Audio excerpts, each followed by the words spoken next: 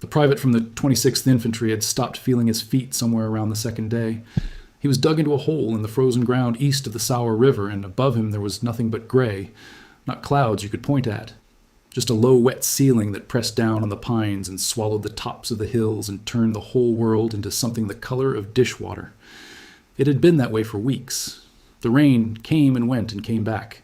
The mud froze at night and thawed into slop by noon and froze again. And the one thing every man in that hole understood, without anyone having to say it, was that as long as the sky stayed like that, they were alone. No fighters overhead, no transports, no bombers working the German rear, just infantry and artillery in the cold, which killed almost as many men as the enemy did. Somewhere behind that private, 60 miles or so to the south and west, in a stone barracks in the French city of Nancy, a lieutenant general was standing at a window looking at the same sky, and he hated it more than any German alive. He had an entire army that was built to move fast, and the weather had turned his tanks into targets and his roads into rivers and his air support into a rumor. And on the morning of December the 8th, 1944, that general picked up a telephone and did something that has been told and retold so many times, in so many versions, that the true story has almost disappeared underneath the legend. You know the version from the movie. Most of you have seen it. The blustering general, the nervous chaplain, the profane demand for a prayer to kill Germans, and then, as if heaven itself snapped to attention, the clouds part, and the sun comes out, and the airplanes fill the sky over Bastogne. It is a wonderful story. It is the kind of story that gets repeated from pulpits and shared every December and printed on cards to this day. Here's the problem. Almost nothing in the popular version happened the way people think it did. The dates are wrong. The famous conversation comes from the wrong source. The prayer everyone quotes as the profane one is not the prayer that was actually printed and handed out. And the single most repeated claim of all, that Patton prayed and the skies immediately cleared, compresses 2 full weeks of history into one dramatic afternoon that the records simply do not support. And yet, when you strip all of that away, something remarkable is still standing there, because the prayer was real. The man who wrote it was real. 250,000 copies of it were real. And what it tells us about George Patton, about command, and about the difference between faith and history is a far better story than the myth. So let us do what this channel does.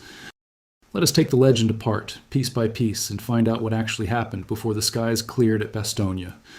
A lot of you in the comments have been asking for this one, and some of you have personal connections to this story, fathers and grandfathers who were in those foxholes, who carried one of those very cards in a pocket. I want to do it justice. And doing it justice means telling you the parts the movie left out, even when the truth is less tidy than the legend. To understand any of it, you have to start with the mud. By the first week of December 1944, Patton's Third Army was bogged down in the Lorraine campaign in eastern France. This was not the lightning war of the previous summer, the great pursuit across France that had made Patton a household name. This was a slow, grinding, miserable slog through some of the worst weather that region had seen in decades. The rain was relentless. Patton wrote to his wife Beatrice around this time that there was, in his words, about 4 inches of liquid mud over everything, and that it rained all the time, not hard, but steadily. Alex Kershaw, in his 2024 book Patton's Prayer, documents exactly how foul the general's mood had become. The weather was not an inconvenience. It was, in Patton's mind, the single thing standing between his army and victory. Now, most of you already know Patton's reputation as a fighter. What gets discussed less is the specific problem he faced in that first December week, and it was a problem of air power. The Western Allies had spent the entire campaign in Europe leaning on an overwhelming advantage in the sky. Fighter bombers roamed ahead of the ground troops, smashing German columns, cutting rail lines, turning any daylight movement into a gamble. When that advantage was working, the German army could barely move in daylight. When the weather took it away, the two sides were suddenly much closer to even. And in December of 1944, the weather had taken it away for weeks on end. So on the morning of December the 8th, Patton reached for the telephone. On the other end of the line, at the Third Army headquarters in the Caserne Montfort barracks in Nancy, was the man who was the real center of this story, and whose name most people who tell the tale cannot even remember, Chaplain Colonel James Hugh O'Neill, the senior chaplain of the Third Army. We know precisely what was said because O'Neill wrote it down himself. Years after the war, he published a first-hand account titled The True Story of the Patton Prayer, and it is the single most authoritative source we have. Everything the movies got wrong, O'Neill got right, for the simple reason that he was there and he was the author. According to O'Neill, the phone rang at about 11 in the morning, and the voice on the line said, "This is General Patton. Do you have a good prayer for weather? We must do something about those rains if we are to win the war." Notice what is missing from that. There is no shouting. There is no profanity. There is no lecture about theology. It is a commanding general, businesslike, asking his chaplain for a specific tool to solve a specific problem. O'Neill said he would look into it and report back within the hour. And here is the first place the historical record diverges sharply from the legend. So let me be clear about it, because this channel does not paper over the disputed parts. The famous movie-ready exchange, the one where the chaplain protests that it is not customary among men of his profession to pray for good weather to kill fellow men, and Patton snaps back, "Are you trying to teach me theology, or are you the chaplain of the Third Army? I want a prayer." That exchange does not come from O'Neill's account at all. It comes from a footnote written by a different officer, Colonel Paul Harkins, in Patton's own posthumous memoir, War as I Knew It. And O'Neill, when he read that footnote later, publicly complained that it was not the true account of the prayer incident or its sequence. The man who wrote the prayer told a quieter and frankly more believable story than the one Hollywood chose. In my view, that matters, because the profane version has all but erased the actual chaplain from a story he created. O'Neill went looking for a prayer. He searched through his prayer books and found nothing that fit the strange, specific need of asking God for clear skies so that an army could kill more efficiently. So he did what a good staff officer does when the tool does not exist. He built one. He sat down and, on a small filing card, 5 inches by 3, he typed an original prayer. Here's what he wrote. "Almighty and most merciful Father, we humbly beseech thee of thy great goodness to restrain these immoderate rains with which we have had to contend. Grant us fair weather for battle. Graciously hearken to us as soldiers who call upon thee that, armed with thy power, we may advance from victory to victory and crush the oppression and wickedness of our enemies and establish thy justice among men and nations." That is the real Patton prayer. That is the one that was printed. And if you have ever heard a version of this story that quotes a first-person prayer beginning with the words, "Sir, this is Patton talking. The last 14 days have been straight hell," I need to stop you right there, because that is a completely different text. And we will come back to it, because its history is one of the most interesting parts of this whole affair.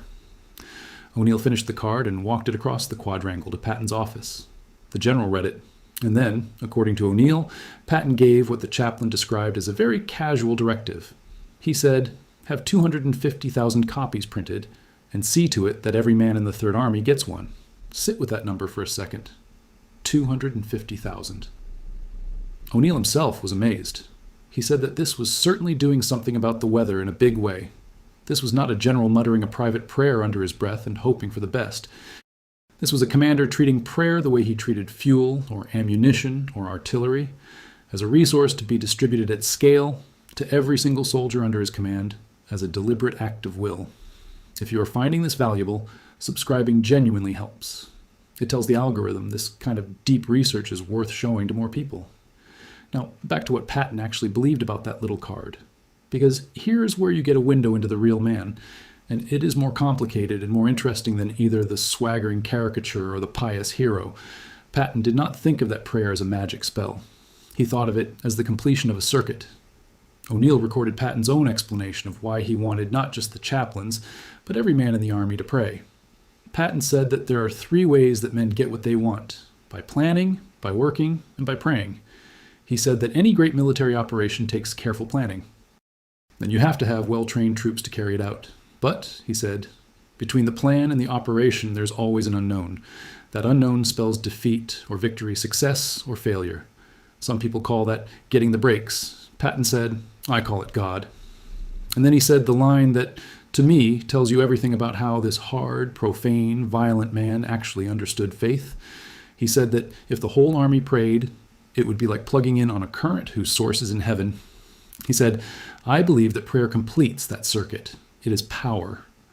O'Neill also noted something that historians love because it grounds Patton's mysticism in the reading he was actually doing. Patton drew that image of prayer as power from a newspaper quote he had seen a few days earlier, in which the famous scientist Dr. Alexis Carrel described prayer as one of the most powerful forms of energy that man can generate. Patton had read that in the paper, filed it away, and turned it into his own metaphor of the circuit. This was not a man mumbling superstitions. This was a man actively thinking about the mechanics of faith and folding what he read into how he ran an army. And I want to linger on the contradiction at the center of George Patton, because I think it is the most fascinating thing about him and the key to understanding why the prayer story attached itself to him and not to some other general. Here was a man famous, genuinely famous, for a mouth that could blister paint. His profanity was legendary even by the standards of the United States Army. And yet, Carlo d'Este, in his biography, documents a parallel Patton the public never saw, a man of deep and private devotion who prayed almost every day, who knew great stretches of the Bible by heart, who attended chapel faithfully.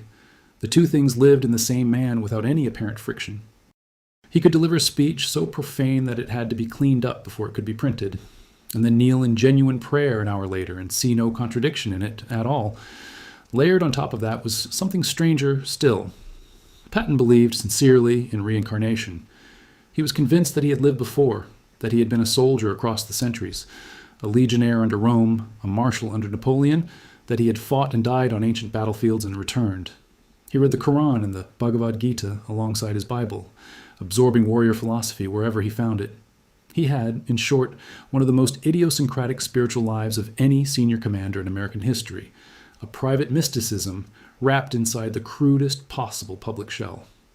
So when this particular general decided to have 250,000 prayer cards printed and to order his entire army to pray, it was not out of character at all. It was the truest possible expression of who he already was. The prayer card was not a contradiction of that man. It was a perfect expression of him. Now, the printing. And this is where I want to give the actual credit to the actual people, because the popular story usually skips them entirely. O'Neill's account names names.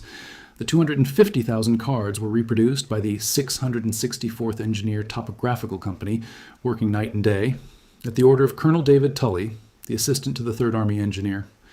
The distribution of the cards, and of a second document we will get to in a moment, was supervised by the Adjutant General, Colonel Robert Cummings. This was a staff operation. Engineers ran the presses, the Adjutant General ran the distribution, real officers doing real work to put a small piece of paper into the hands of 250,000 men in the middle of a war. O'Neill, thinking ahead, made one suggestion of his own. It was getting close to Christmas, so he proposed printing a Christmas greeting on the back of the card, over the general's signature. Patton approved it and signed it personally. And so, on the reverse of that prayer, every soldier in the 3rd Army read these words. To each officer and soldier in the 3rd United States Army, I wish a Merry Christmas. I have full confidence in your courage, devotion to duty, and skill in battle. We march in our might to complete victory. May God's blessings rest upon each of you on this Christmas day. And it was signed, G.S. Patton, Jr., Lieutenant General, commanding. There was one more piece. At Patton's direction, O'Neill also wrote what the Army called Training Letter No. 5 on the subject of prayer, and it went out to every chaplain in the 3rd Army. There were around 486 chaplains, representing 32 different denominations, and the letter was reproduced down to the regimental level, some 3,200 copies in all. O'Neill was careful to note that, strictly speaking, it was the Army commander's letter, not his.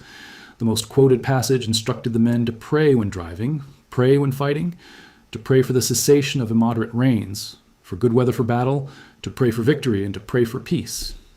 And the distribution of that letter was completed around December the 11th and 12th, which brings me to the single most important fact in this entire story, and the one that the movie gets most catastrophically wrong. Look at those dates. The phone call was December the 8th. The letter went out on the 11th and 12th. The cards reached the troops by roughly the 12th to the 14th. All of it. The prayer, the printing, the distribution, the Christmas greeting, every bit of it happened before the 16th of December. And what happened on the 16th of December? The Germans attacked. Here is the part the popular version quietly rewrites. In the film, and in 100 retellings, Patton commissions the prayer in response to the crisis at Bastogne, as if he were praying his way out of a trap. That is backwards. Patton asked for that prayer to deal with the rain in Lorraine, so that his own offensive, his push toward the Saar and the German border, could get moving again. He had no idea that in 8 days the largest German offensive in the West since 1940 would come screaming out of the Ardennes fog and change everything. The prayer came first. The battle it became famous for had not even started yet. To me, that single fact is the key that unlocks the whole legend, because it proves the miracle story was assembled after the fact, working backward from an outcome. So let us talk about that outcome. Let us talk about what the Germans did. At 5:30 in the morning on December the 16th, 1944, along an 80-mile front in the Ardennes, some 1,600 German guns opened fire. It was the opening barrage of Operation Watch on the Rhine, Hitler's last great gamble in the West. The plan was audacious to the point of madness. 3 German armies, more than 400,000 men, over 1,400 tanks and armored vehicles, would punch through the thinly held Ardennes forest, cross the Meuse River, and drive all the way to the port of Antwerp.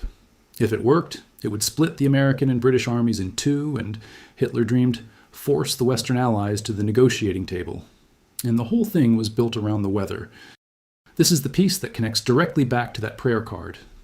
Hitler timed his offensive specifically for a stretch of bad weather, precisely because the fog and the low cloud and the rain would ground the Allied air forces that had been tormenting the German army for months. The German columns were even issued charcoal instead of firewood, so that their cooking fires would not send up telltale smoke. The bad weather that had been driving Patton out of his mind was, for the Germans, the essential precondition of the entire attack. They needed those gray skies. The same ceiling that pinned that private in his frozen foxhole was the thing that made the German gamble possible in the first place. And I want you to understand what that winter actually meant for the men on the ground, because this is the part the miracle story tends to skip on its way to the sunshine. This was the worst winter that region had seen in years. The first snow had fallen on December the 9th. Temperatures in the Ardennes dropped to around minus 20 degrees Celsius, which is roughly 4 degrees below zero on the Fahrenheit scale, and they stayed there. Men slept, when they slept at all, in holes scraped out of frozen ground, and in the morning their boots were frozen to their feet. Frostbite and trench foot ripped through the American divisions. Across the 1st, 3rd, and 7th Armies, cold weather injuries alone accounted for something on the order of 17,000 casualties over the course of that campaign. 17,000 men taken out of the fight, not by bullets, but by the cold. Medics performed field amputations with whatever they had, and in some accounts with kitchen knives and a swallow of cognac for the anesthetic. I have read a lot of testimony from men who fought in that battle, and the thing they come back to, over and over, is not the enemy. It is the cold. One of the men who fought there, a young soldier from Buffalo who would go on to become one of the greatest pitchers in the history of baseball, Warren Spahn, put it about as plainly as anyone ever has. He said that he was from Buffalo, so he thought he knew cold. But he did not really know cold, he said, until the Battle of the Bulge. That is the world that little prayer card was traveling into, not a movie set. That. The attack achieved near total surprise. American intelligence had considered a major offensive in that sector unlikely, and Rick Atkinson, in the final volume of his Liberation trilogy, The Guns at Last Light, documents just how badly the Allied command was caught off guard. Charles MacDonald, the great historian of the battle who fought in it himself as a young company commander, called the whole affair a triumph of American ingenuity over an egregious failure in strategic intelligence. I want to sit on that phrase for a moment because it goes to the heart of what this channel keeps finding. A failure in strategic intelligence is a polite way of saying that the men at the top had convinced themselves the Germans could not do the very thing the Germans were at that moment doing. The Ardennes had been treated as a rest sector, a quiet stretch of line where green units could be broken in gently and exhausted units could recover. That is precisely why it was thinly held. The high command had made an assumption, and the assumption was comfortable, and comfortable assumptions in war get men killed. When the barrage came down at 5:30 that morning, the price of that comfort came due all at once, and it was paid, as it usually is, not by the men who made the assumption, but by the privates and lieutenants holding the line. The Germans tore a hole in the American line. Whole units were overrun in the first hours.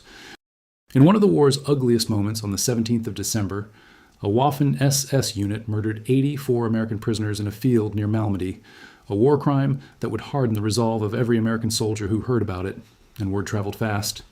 The German spearheads pushed west through the fog, and for a few days it genuinely looked as though the gamble might work. And at the center of that hole sat a small Belgian town where 7 roads met, a place that was about to become the most famous name of the entire battle. Bastogne. Whoever held Bastogne held the road network, and so both sides understood that it had to be taken, and it had to be held. The Americans got there first, barely. The 101st Airborne Division, some 11,000 men, was rushed to Bastogne by truck, arriving around December the 19th, along with a combat command of the 10th Armored Division and other elements. And within a day, the Germans had flowed around them and cut every one of those 7 roads. By December the 21st, the 101st was surrounded, outnumbered roughly 5-1 and critically short of ammunition, food, medical supplies, and winter clothing.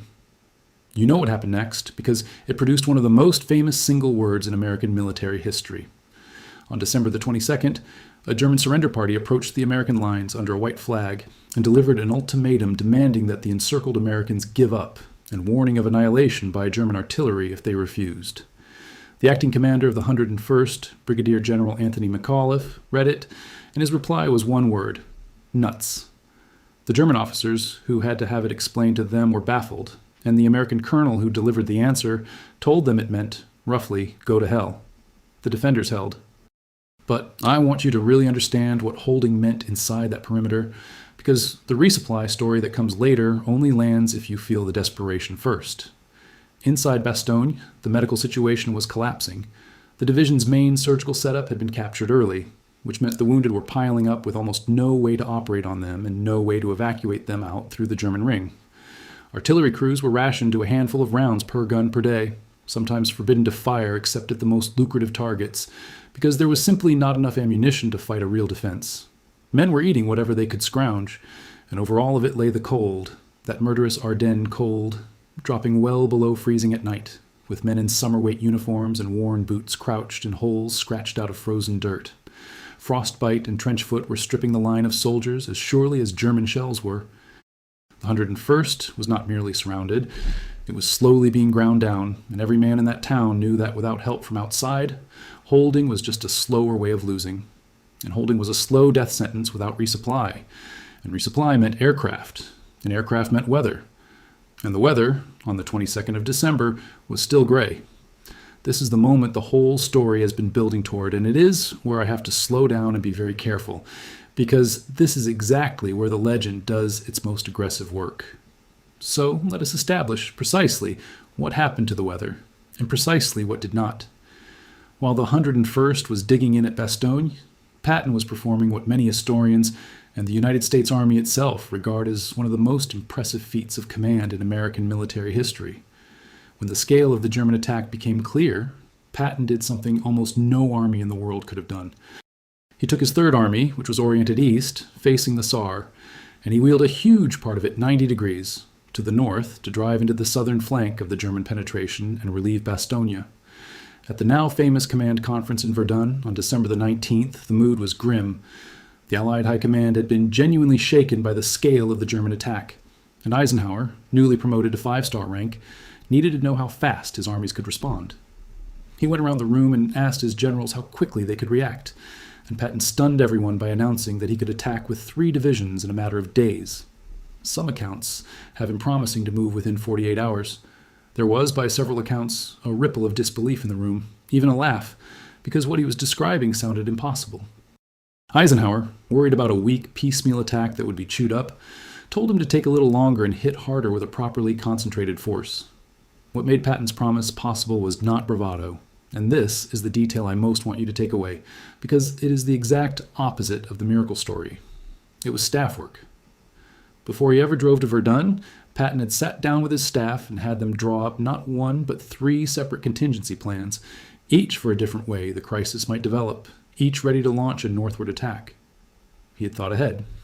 So when Eisenhower gave the order, Patton did not have to invent a plan on the spot. He simply telephoned his headquarters and gave a prearranged code word, and one of those 3 ready-made plans went into motion instantly. That is what let him promise the impossible and then deliver it. And think about the physical reality of what the code word set in motion. An army of roughly 250,000 men, oriented east, was told to disengage from the enemy it was already fighting, turn 90 degrees and drive north into a blizzard along icy, congested roads in the dead of a Belgian winter, and then attack a battle-hardened German force on arrival.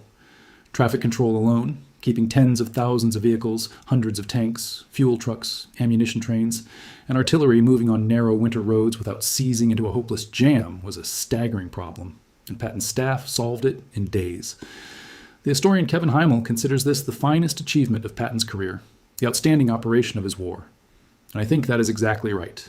This, not the prayer, is the thing that actually saved Bastogne. a brilliantly prepared staff, a commander who had done his thinking in advance, and an army disciplined enough to execute a 90-degree turn in winter on 48 hours' notice. Remember that, because it matters enormously for the verdict. And then, on December the 23rd, the sky broke. The United States Army's own weather study describes it plainly. The morning of the 23rd of December broke clear and cold. Visibility unlimited was the report that came in from the air control posts, all the way from the airfields in England to the foxholes on the Ardennes front.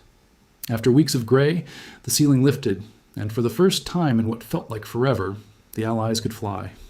Now, here is the honest question, the one this channel exists to ask. What caused that? Was it the prayer? Let me give you the meteorology first, because the record is clear. The clearing was produced by a strong high-pressure system, cold, dry continental air that pushed in from the east and drove out the wet Atlantic weather that had been sitting over the battlefield. It was, in the plainest terms, a weather event. A perfectly explicable physical meteorological event that any modern forecaster would recognize. And it brought a second gift that the pious version almost never mentions. The same cold snap that cleared the skies also froze the muddy ground rock hard, which meant that Patton's tanks, which had been struggling through slop, could suddenly move. The weather did not just open the air, it firmed up the ground. Both of those things helped the Allies enormously. Neither of them required a miracle to explain. So did the prayer cause the clearing? The honest historian's answer is that this is a question faith answers one way and history answers another, and I am not going to insult your intelligence by pretending the primary sources say something they do not. What the records actually show is that the clearing was interpreted as an answered prayer, first and most enthusiastically by Patton himself. And you can see exactly how that interpretation took hold if you follow what the men involved actually said. Colonel Harkins, in that same footnote in War as I Knew It, put it with real care. He wrote that whether it was the help of the divine guidance asked for in the prayer, or just the normal course of human events, they never knew. That is an honest man's sentence. He is not claiming a miracle. He is saying we asked, and then the weather cleared, and we cannot prove the connection either way. But Patton had no such hesitation. When the skies opened, Patton, according to Harkins, was delighted, and he wanted the chaplain rewarded. He said, in his blunt way, that O'Neill sure did some potent praying, and he ordered the chaplain brought to headquarters so he could pin a medal on him. And Patton did exactly that. He awarded James O'Neill the Bronze Star. Whatever else you want to say about the theology, the chaplain who wrote the prayer walked away with a decoration, and that part is solidly documented. O'Neill himself recorded one more moment, and it is my favorite detail in the entire account, because it is so perfectly Patton. Weeks later, in late January in Luxembourg, Patton saw O'Neill and told him, "Well, Padre, our prayers worked. I knew they would." And then he took his riding crop and cracked the chaplain on the side of his steel helmet. That was Patton's way of saying, "Well done." No speech. A whack on the helmet with a riding crop. In my view, you learn more about the real relationship between these two men from that one gesture than from any amount of solemn retelling. Now let us deal with the second prayer, the profane one, because I promised we would, and because untangling it is exactly the kind of thing this channel is for. There are, floating around out there, two completely different Patton prayers, and they get mashed together constantly. The first is the real one, the dignified card that O'Neill wrote and the engineers printed, the one that begins, "Almighty and most merciful Father." The second is a first-person monologue, supposedly spoken by Patton in a chapel, that begins, "Sir, this is Patton talking," and goes on to complain to God about 14 days of hell and to bargain and curse in that unmistakable Patton voice. That second prayer is almost certainly not something Patton actually recited word for word, and here is the tell. There is no wartime document for it. No diary entry, no Third Army record from December of 1944 contains it. Its paper trail only begins after the war. The historian Stanley Weintraub, who wrote a detailed account of these days, traced that profane prayer to a text that surfaced afterward and was, in his words, apparently published by the National Tourist Office of Luxembourg. It caused a minor stir when it appeared in a Swedish regimental journal, and Time magazine reported on it in the early 1950s with cautious, hedged language, framing it as something reported by one of his staff. It entered mainstream biography through Ladislas Farrago's 1963 book on Patton, which happens to be the very book that the 1970 film was based on. So when you watch that movie scene, you are not watching history. You are watching a post-war legend that got laundered through a biography and onto a screen. Tellingly, when Alex Kershaw wrote an entire book about the Patton prayer in 2024, the prayer at the center of his book is the real O'Neill card, not the profane monologue. The dignified prayer is the documented one. The famous, salty, movie-ready prayer is the one historians treat with tongs. I want to be fair here, because being fair is the whole point. This channel does not do hit jobs, and it would be a cheap kind of history to spend 20 minutes implying that Patton's faith was a fraud. It was not. Did Patton pray personally? Almost certainly yes. Carlo d'Este, in his definitive biography, Patton, A Genius for War, documents a man of deep and genuine, if idiosyncratic, religiosity, a man who prayed often and almost always in private, who once knelt in prayer for a solid hour before an operation in Sicily, and who was privately convinced that God had a purpose for him and was on his side. This was a man who read the Bible seriously, who could quote long passages from memory, who attended chapel, who believed with total sincerity that the divine touched human affairs. So the image of Patton praying is not the invention. Patton prayed his whole life, in good times and bad, and there's every reason to believe he prayed during the worst crisis of his career, in the third week of December, 1944. And I want to go further than that, because the defense deserves its strongest form, not a token version. There's a real case to be made, and honest people make it, that the whole episode reflects something admirable about Patton as a leader, entirely apart from whether God moved the weather. Consider what the prayer campaign actually did for the men. 250,000 soldiers, cold and frightened and losing faith in a stalled campaign, each received a small card telling them their commanding general had confidence in them and was asking God's blessing on them by name at Christmas. Whatever you believe about heaven, that is a genuine act of leadership. It told every private in a foxhole that the man at the top saw him, thought about him, cared whether he lived. In the misery of that December, that was not nothing. It may have been worth more than a truckload of ammunition to morale. So even the most skeptical historian, who is certain the high-pressure system would have arrived on schedule regardless, has to reckon with the fact that Patton did something for his army's spirit that few commanders would have thought to do, and fewer still could have pulled off. The invention, the one thing I'm asking you to set aside, is narrower than all of that. It is the specific, profane chapel monologue, presented as a verbatim transcript of words Patton actually spoke, when in fact no contemporary record of it exists. Separating that one fabricated scene from the genuine, documented faith of the man is not an attack on Patton's religion. It is simply refusing to let a good movie moment stand in for the historical record. You can honor a man's real faith and still decline to quote him words he was never recorded as saying. In fact, I would argue that honoring his real faith requires exactly that. So what actually happened when the skies cleared?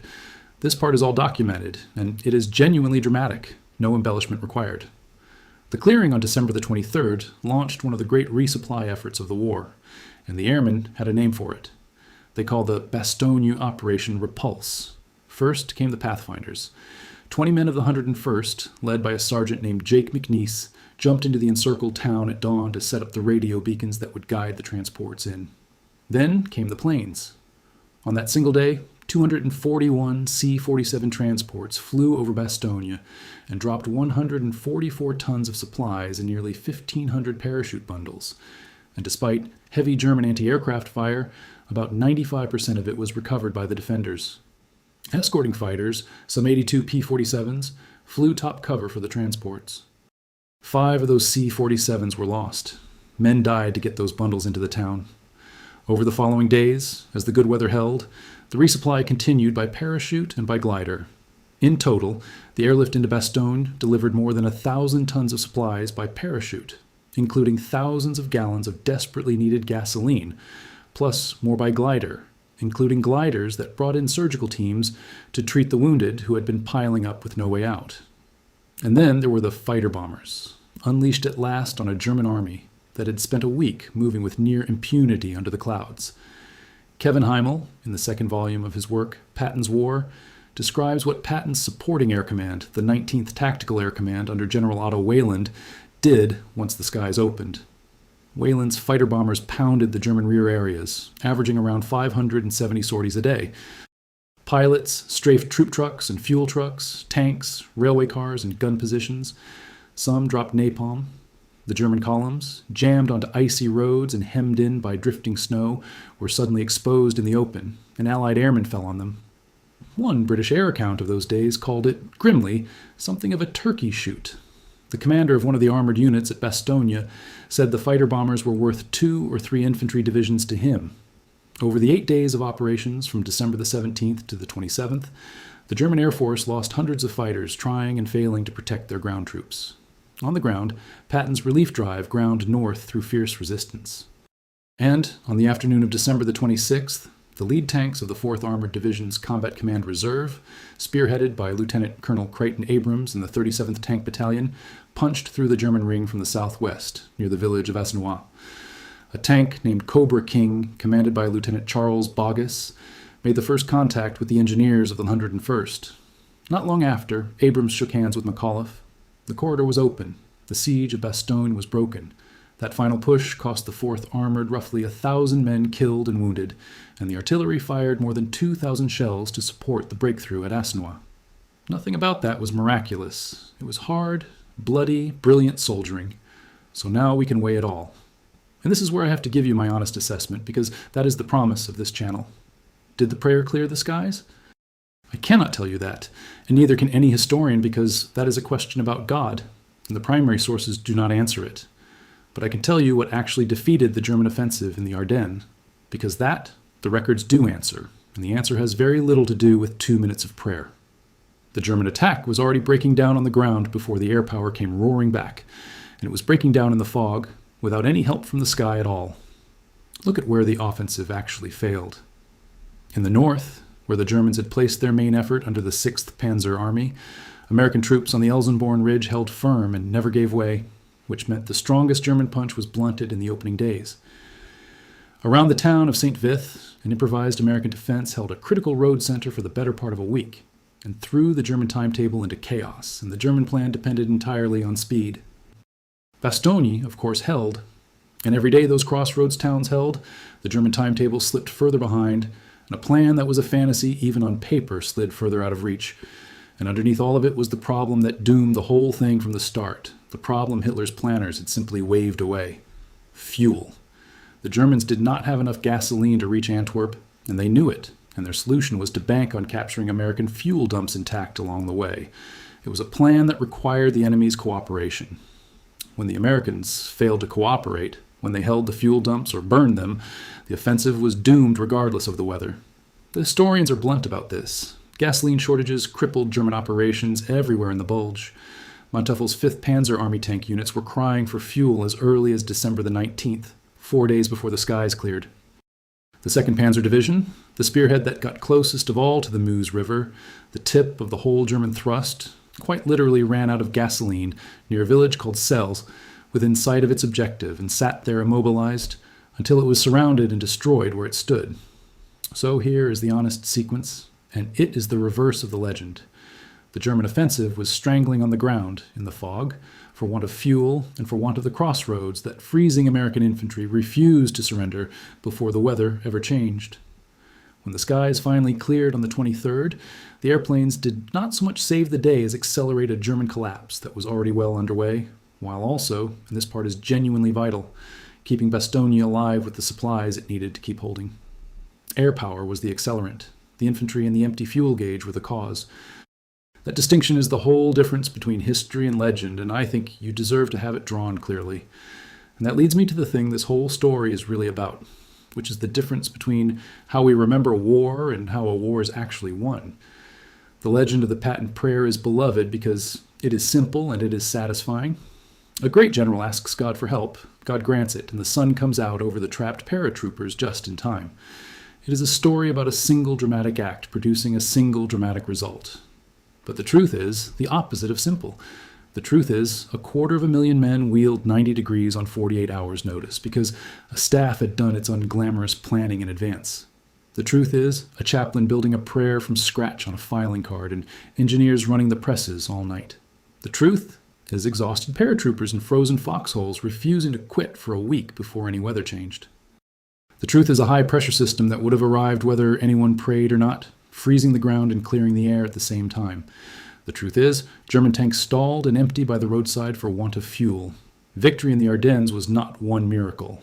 It was 10,000 acts of competence and endurance stacked on top of each other, and then a change in the weather that a soldier of faith could thank God for and a meteorologist could explain, and both of them would be telling a kind of truth.